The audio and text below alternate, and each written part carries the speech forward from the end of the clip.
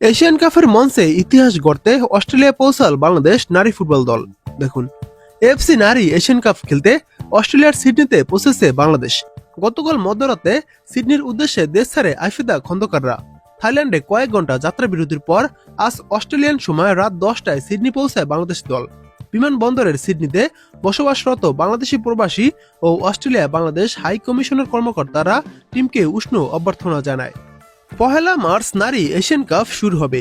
FC 27 ফেব্রুয়ারি থেকে অংশগ্রহণকারী দলগুলোকে টিম হোটেলে উঠাবে। এর আগে 6 দিন বাংলাদেশ নিজস্ব ব্যবস্থাপনায় সিডনির ভ্যালেন্টাইন পার্কে ক্যাম্প করবে। তাই আইফেদাররা রাত 12:30টার দিকে ভ্যালেন্টাইন পার্কে পৌঁছান।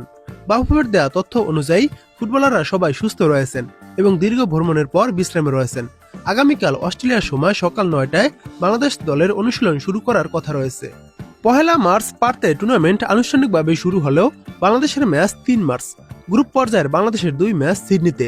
6 মার্চ গ্রুপের দ্বিতীয় ম্যাচ খেলে পরের দিন দুপুরে পার্থের উদ্দেশ্যে রওনা হবে ঋতুপর্ণারা। এই ম্যাচগুলোর সময়সূচি এবং কিভাবে ম্যাচ লাইভ দেখবেন এসব কিছু আমাদের চ্যানেল থেকে বিস্তারিতভাবে জানানো হবে। এশিয়ার সর্বোচ্চ পর্যায়ের টুর্নামেন্ট এশিয়া কাপ। বাংলাদেশ পুরুষ ফুটবল দল 1980 সালে কুয়েতে এশিয়া কাপে প্রথম ও সর্বশেষ অংশ নিয়েছিল। এরপর আর কখনো এশিয়ার সর্বোচ্চ পর্যায়ে খেলতে পারেনি। বাংলাদেশ নারী ফুটবল দল প্রথমবার এশিয়া কাপে খেলছে। এই টুর্নামেন্ট বাংলাদেশ ফুটবলের জন্য ঐতিহাসিক।